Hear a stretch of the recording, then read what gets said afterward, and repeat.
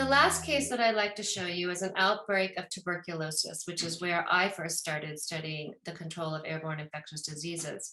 Here we have an outbreak in the university in Southeast Asia, and we see on November 10, the outbreak starts, and then cases start being transmitted.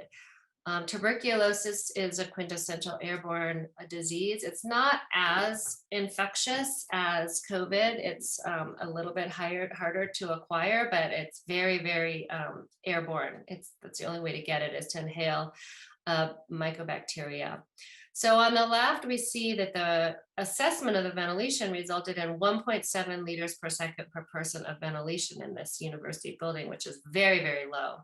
And so they went through, retrofitted the entire building, got it up to 24 liters per second per person, which again is close to that 25 that I mentioned. And the outbreak ended in December, and the CO2 levels dropped from 3,000 parts per million to 800 parts per million, and disrupted the transmission of this disease. Next slide.